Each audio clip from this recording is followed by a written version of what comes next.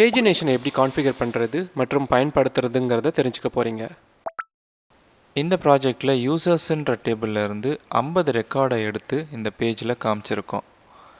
இந்த மாதிரி எல்லா ரெக்கார்டையும் ஒரே பேஜில் காமிக்கிறது சரியான வழி கிடையாது. அதுக்கு தான் நம்ம பேஜினேஷனை பயன்படுத்துவோம். பேஜினேஷன் மூலமாக யூசர் இந்த எல்லா டேட்டாக்களையும் குறிப்பிட்ட பகுதி வரைக்கும் பார்க்குறதுக்கான வாய்ப்பு இருக்கும். ஒரே பேஜில் நம்ம எல்லா டேட்டாவையும் ஷோ பண்ணுறதுக்கான அவசியம் இருக்காது. இதை பண்ணுறதுக்கு நம்ம இந்த ப்ராஜெக்டுக்குள்ளே ரிசோர்ஸஸ்குள்ளே வியூஸ் ஃபோல்டரில் ஒரு வியூ வச்சுருக்கோம். அதுக்கடுத்து ரவுட்ஸில் web.phpக்குள்ளே நம்ம ஒரு ரவுட் ஒன்று வச்சுருக்கோம். இந்த கெட் ரவுட் ரூட் யூஆர்எலுக்கு இது ஹோம்ன்ற கண்ட்ரோலரில் லிஸ்ட் யூசர்ஸ்ன்ற மெத்தடை அடையுது. அந்த கண்ட்ரோலரில் போய் அந்த மெத்தடை பார்த்தோம்னா அதில் யூசர்ஸுன்ற டேட்டாவை நம்ம இந்த மெத்தட்குள்ளே எடுக்கிறோம். அதுக்கு யூசருன்ற ஒரு மாடலை பயன்படுத்துகிறோம். இந்த யூசர் மாடல் நம்மளுடைய டேட்டா பேஸில் இருக்கிற யூசர்ஸுன்ற டேபிளை குறிக்குது. நம்ம டேட்டா பேஸில் போனால் யூசர்ஸுன்ற ஒரு டேபிள் இருக்கும். அந்த யூசர்ஸ் டேபிளில் பாருங்கள் 50 யூசர்களோட டேட்டாவும் இருக்கும்.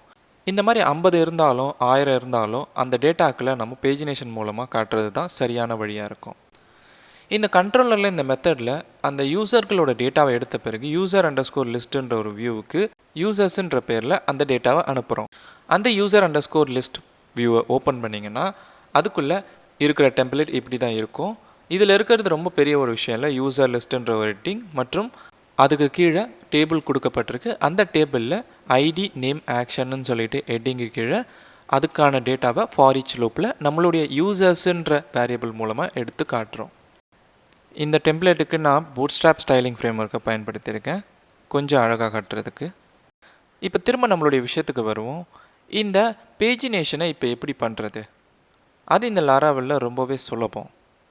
நம்ம யூசர் மாடல்லேருந்து இந்த ஆல்ன்ற ஃபங்க்ஷனை கொடுத்து தான் எல்லா டேட்டாவையும் எடுக்கிறோம். அந்த ஆல்ன்ற ஃபங்க்ஷனுக்கு பதில் பேஜினேட் அப்படின்ற ஃபங்க்ஷனை கால் பண்ணணும். இது மட்டும் இல்லாமல் அந்த பேஜினேட்டுன்ற மெத்தட்குள்ளே நம்ம ஒரு நம்பரை கொடுக்கணும். அதுதான் ஒரு பேஜில் எத்தனை டேட்டாவை காமிக்கிறதுக்கான நம்பர். நம்ம உதாரணத்துக்கு 10 டேட்டாவை இங்கே காமிக்க போகிறோம். அதனால் 10ன்னு வச்சுருக்கோம். இப்போ 10 டேட்டாக்கள் அந்த யூசர் லிஸ்ட் வியூவில் தெரியும். திரும்ப நம்மளுடைய ப்ரௌசருக்கு போயிட்டு அந்த யூசர் லிஸ்ட் வியூவில் நம்ம ரிஃப்ரெஷ் பண்ணோம்னா 10 டேட்டாக்கள் தான் இப்போ தெரியும். இதுக்கு காரணம் என்னென்னா இப்போ இந்த டேட்டாக்கள் எல்லாம் பேஜினேஷன்ற முறையில் வர வைக்கப்பட்டிருக்கு.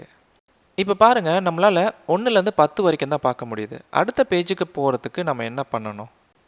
இது மட்டும் இல்லாமல் நம்ம அடுத்தடுத்த 10 டேட்டாக்களை பார்க்குறதுக்கு பேஜினேஷனுக்கான லிங்க் இந்த டேபிளுக்கு கீழே தெரியணும். அதை எப்படி வரவழைக்கிறது? இதை பண்ணுறதுக்கு நம்ம user_listன்ற அந்த பிளேட் வியூக்கு போகணும். இந்த டெம்ப்ளேட்டில் டேபிளை காமிக்கக்கூடிய டிவ்வுக்கு கீழே புதுசாக ஒரு டிவ்வை ஓப்பன் பண்ணுறோம். அந்த டிவ் callMD12ன்ற பூட்ஸ்ட்ராப் கிளாஸை கொண்டு இருக்கோம். ரா டேட்டாவை எக்கோ பண்ணக்கூடிய பிளேட் சின்டாக்ஸை பயன்படுத்துகிறோம். அதுக்கு ஃப்ளவர் பிரேசிஸில் 2 எக்ஸ்க்ளமேட்டரி மார்க் தொடங்கணும், 2 எக்ஸ்க்ளமேட்டரி மார்க் முடியணும்.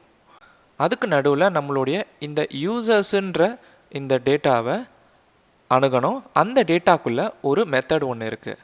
இது பேஜினேட் மெத்தடை கால் பண்ணும் போது மட்டும்தான் இந்த மெத்தட் இருக்கும். அதுதான் லிங்க்ஸுன்ற அந்த மெத்தட். இப்போ இந்த மெத்தட் பேஜினேஷனுக்கான லிங்க்ஸ் எல்லாத்தையும் காமிக்கும். இப்போ திரும்ப அந்த வியூவுக்கு போகிறோம். பேஜை ரிஃப்ரெஷ் பண்ணுறோம். நம்ம அடுத்த மற்றும் முன்னாடி பேஜுக்கு போகக்கூடிய ப்ரீவியஸ் மற்றும் நெக்ஸ்ட்டுக்கான லிங்க்ஸ் எடுக்கும். இது 1லேருந்து 50 டேட்டா வரைக்கும் காமிக்க உதவும். இப்போ பாருங்கள், நெக்ஸ்ட்டு நான் கிளிக் பண்ணும்போது 11லேருந்து 20, 21லேருந்து 30 இந்த மாதிரி அடுத்தடுத்த 10 டேட்டாக்களை பார்க்க உதவுது இந்த லிங்க்ஸ். ஒரு கடத்தில் டேட்டா இல்லாத போது நெக்ஸ்ட் லிங்க் வேலை செய்யாது. ஆனால் ப்ரீவியஸ் லிங்க்கில் டேட்டா இருக்குது. அதனால் டேட்டா இருக்கிற லிங்க்கு தான் வேலை செய்யும். இது எப்படி இந்த பேஜினேஷன் சாத்தியமாகுதுன்னா, ஒவ்வொரு லிங்க் அப்போவும் இந்த யூஆர்எல்ல பாருங்கள் பேஜுன்ற ஒரு யூஆர்எல் பேராமீட்டர் கொடுக்கப்பட்டிருக்கு. அதை வச்சு தான் டேட்டா பேஸில் இருக்கிற அந்த டேபிள்லேருந்து ஆப்செட்களை பயன்படுத்தி அடுத்தடுத்த 10 டேட்டாக்களை அது கொண்டு வருது. இப்போ இந்த பேஜினேஷன் யூஆர்எல்களில் நம்மளுடைய டேட்டாக்களை யூஆர்எல் பேராமீட்டராக எப்படி அனுப்புறதுன்னு ஒரு கேள்வி உங்ககிட்ட இருக்கலாம்.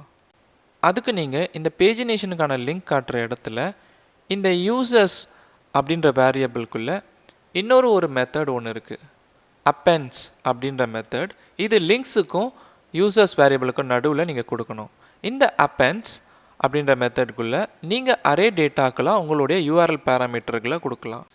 இதில் சார்ட்டுன்ற ஒரு ஃபீல்டுக்கு டேட்டுன்ற வேல்யூவை கொடுக்குறேன். இப்போ நம்ம திரும்ப போய் நம்மளுடைய யூசர் லிஸ்ட் பேஜை பார்ப்போம். அங்கே இந்த பேஜை ரிஃப்ரெஷ் பண்ணிவிட்டு அடுத்த பேஜுக்கு போய் பாருங்கள். உங்களுக்கு சார்ட்டுன்ற யூஆர்எல் பேராமீட்டர் டேட்டுன்ற வேல்யூவோடு வந்திருக்கும். இந்த யூஆர்எல் பேராமீட்டருக்கான அவசியம் என்னென்னா, சில நேரம் யூசர்கள் இந்த டேட்டாக்களை ஃபில்டர் பண்ணணும்னு நினைக்கும் போது இந்த மாதிரி யூஆர்எல்லில் நம்ம டேட்டாவை பாஸ் பண்ண வேண்டியதாக இருக்கும். உதாரணத்துக்கு இங்கே சார்ட் டேட்டுன்னு சொல்லிட்டு நான் யூஆர்எல்லில் பேராமீட்டராக கொடுக்கும்போது இந்த யூசர் டேட்டா எல்லாத்தையும் டேட் அடிப்படையில் நான் லிஸ்ட் பண்ண நினைக்கலாம். ஆனால் அதுக்கான கண்டிஷனை நீங்கள் கண்ட்ரோலரில் எழுதி இருந்திருக்கணும். இப்போது அடுத்ததாக நம்ம பார்க்க வேண்டிய விஷயம் என்னென்னா, நம்ம இங்கே ப்ரீவியஸ் மற்றும் நெக்ஸ்ட்டுன்ற லிங்கை பார்க்குறோம். இதுக்கு பதிலாக எனக்கு 1 2 3 4 5 அப்படின்னு சொல்லிட்டு லிங்க்ஸ் ஆனது வரணும்னு நினச்சிங்கன்னா நீங்கள் அதுக்கு ஒரு வேலையை பண்ணலாம். அதுக்கு இந்த லாரவல் ப்ராஜெக்டில் நீங்கள் ஆப்குள்ளே ப்ரொவைடர்ஸ்குள்ளே ஆப் சர்வீஸ் ப்ரொவைடர்ன்ற ப்ரொவைடரை ஓப்பன் பண்ணுங்கள். இந்த கிளாஸ்க்குள்ளே நம்ம பேஜினேட்டருக்கான ஒரு கிளாஸை பயன்படுத்த வேண்டியதாக இருக்கும். அதனால் நம்ம இந்த ஆப் சர்வீஸ் ப்ரொவைடருக்கு மேலே ஒரு கிளாஸை யூஸ் பண்ண போகிறோம். யூஸ் பேஜினேட்டர் அப்படின்னு டைப் பண்ணிங்கன்னா உங்களுக்கு ஆட்டோ கம்ப்ளீட்டில் லூமினேட்டில் பேஜினேஷனில் பேஜினேட்டர்னு ஒரு கிளாஸ் கிடைக்கும். அதை நீங்கள் யூஸ் பண்ணணும். இப்போ இந்த கிளாஸை நம்ம பயன்படுத்த போகிறோம் எங்கன்னா இந்த பூட்டுன்ற மெத்தட்குள்ளே. இப்போ இந்த பேஜினேட்டர்ன்ற கிளாஸ்க்குள்ளே நம்ம ஒரு ஸ்டாட்டிக் மெத்தடை கால் பண்ண போகிறோம். ஸ்கோப் ரெசல்யூஷன் ஆப்ரேட்டர் டைப் பண்ணிங்கன்னா உங்களுக்கு ஆட்டோ கம்ப்ளீட்டில் இந்த மெத்தட்லாம் வரும். அதில் யூஸ் பூட்ஸ்ட்ராப் அப்படின்னு சொல்லிட்டு ஒரு மெத்தட் ஒன்று இருக்கும். அதை கிளிக் பண்ணுங்கள். இதன் மூலமாக லாராவலுக்கு நம்ம என்ன சொல்கிறோன்னா, இந்த லாராவல் ப்ராஜெக்ட் முழுக்க இருக்கிற எல்லா பேஜினேஷனுக்கும் லிங்கை காட்டுற முறையானது பூட்ஸ்ட்ராப் லிங்கை காமிக்கிற முறையாக இருக்கணும் அப்படின்னு சொல்கிறோம். நீங்கள் உங்கள் பேஜை பார்த்தீங்கன்னா 1 2 3 4 5ன்ற லிங்க்ஸ் உங்களுக்கு இருக்கும். இங்கே இருக்கிறதுக்கு எல்லாத்துக்குமே பூட்ஸ்ட்ராப்போட கிளாஸஸ் கொடுக்கப்பட்டிருக்கிறதால உங்களுக்கு லிங்க்ஸோட ஸ்டைலிங்கும் அருமையாக இருக்கும். நீங்கள் இன்ஸ்பெக்ட் எலிமெண்ட் கொடுத்தீங்கன்னா இந்த பேஜினேஷனுக்கான HTML எலிமெண்ட்ஸ் தெரியும். அதில் பாருங்கள் எல்லாமே பூட்ஸ்ட்ராப்போட கிளாஸை தான் பயன்படுத்தியிருக்காங்க. அதனால தான் நம்ம யூஸ் பூட்ஸ்ட்ராப்ன்ற மெத்தடை கால் பண்ண வேண்டியதாக இருக்கும். இப்போ இதே பேஜினேட்டரில் நம்ம யூஸ் பூட்ஸ்ட்ராப் 3 அப்படின்ற ஒரு மெத்தடை கால் பண்ண முடியும். அந்த மெத்தடை கால் பண்ணால் உங்களுக்கு பேஜினேஷன் எப்படி வருதுன்னு பாருங்கள். இந்த மாதிரி ஸ்டைலிங் எதுவும் இல்லாமல் வெறும் நம்பர்ஸ் மட்டும்தான் இருக்கும். ஒருவேளை நீங்களே உங்களுடைய இந்த பேஜினேஷனுக்கான ஸ்டைலிங்கை பண்ண போகிறீங்கன்னா நீங்கள் இந்த முறையை பயன்படுத்தலாம். கஸ்டமாக பேஜினேஷன் எப்படி பண்ணணுங்கிறத நான் உங்களுக்கு எதிர்காலத்தில் சொல்கிறேன். நீங்கள் இப்போதைக்கு யூஸ் பூட்ஸ்ட்ராப்ன்ற இந்த மெத்தடை கால் பண்ணலாம். உங்களுக்கு இந்த பூட்ஸ்ட்ராப்கான பேஜினேஷன் லிங்க்ஸ் நல்லாவே இருக்கும். மொத்தத்தில் இன்றைக்கி லாராவலில் பேஜினேஷன் எப்படி கொண்டு வரதுன்னும் பேஜினேஷனுக்கான பேராமீட்டரை எப்படி கொண்டு போகிறதுன்னும் அதுக்கான லிங்க்ஸை எப்படி ஸ்டைலிங்கோடு கொண்டு வரணுங்கிறதையும் நம்ம இன்றைக்கி பார்த்துருக்கோம்.